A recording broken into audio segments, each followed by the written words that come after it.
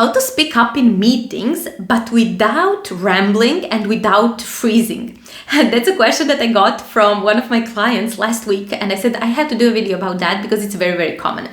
So as STEM professionals, we are often taking this like backseat. Like we are the ones working in the background. We are the ones that know how to make the protocols, how to optimize the code, how to make sure everything works.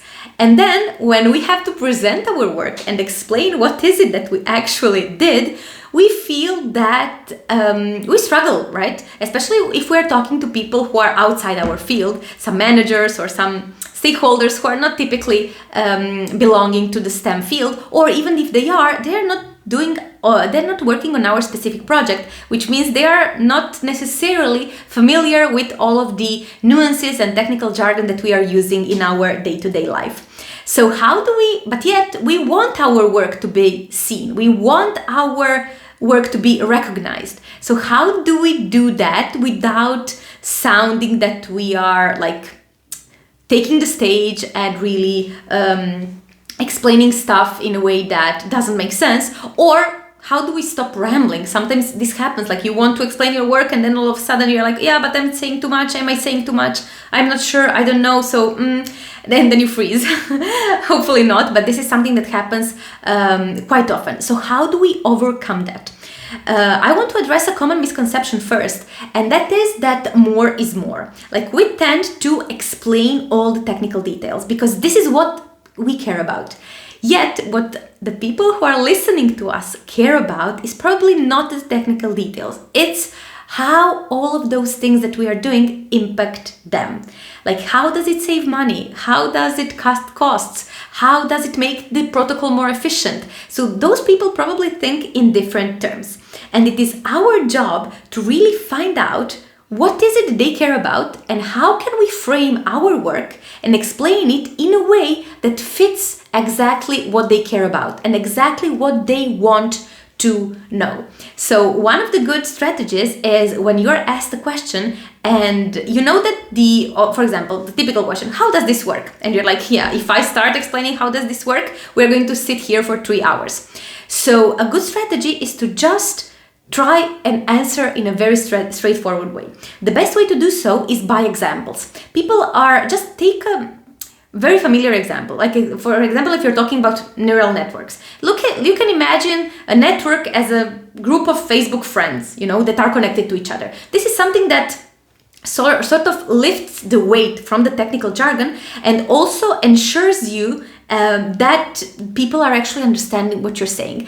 And by doing so, you buy yourself some time to actually try to explain all of these things that are coming to you, like, oh, this works like this and the protocol, and there is this code that does this and if else and whatever. So it gives you some time to process these thoughts that are coming and make sure that they come out and they are verbalized in a way that it's not rambling, it's not freezing, because that's definitely something we don't want, but that is at the same time understandable to those people. So this would be one example of doing so. Now, I must say that saying this and explaining how this should be done is one thing, but actually doing it is another thing, especially when you have this short time. Like when you are asked a question, you are expected to answer almost instantly.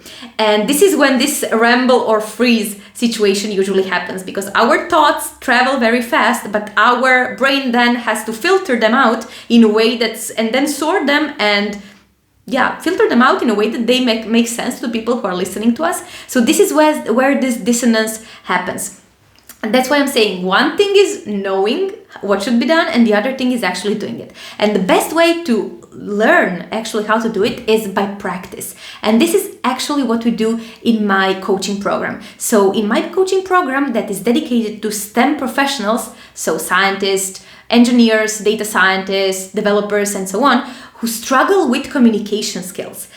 We work specifically on that. So you come with your problem. For example, I have a meeting next week and I have to explain this and I don't know how to do it. So we train in real life those specific problems that you have, so that when they happen, you can be more prepared and you already know what is the way you filter your thoughts. Because of course we are all different. Some people filter their thoughts in some way, some people don't whatsoever. Some other people feel like, okay, I sort of understand what this means, but how do I actually apply it, and so on.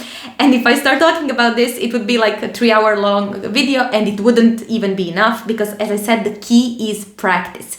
So if you feel that you want this kind of support, and if you feel that your career really needs to go a step further, but you are like, I'm the expert, but they are not treated me like the expert that I am, chances are it's your communication skills and the way you are explaining and in some terms even selling your work to others. Because our job is also to make sure that people see the worth of our job, and they can only do so if they understand what we do.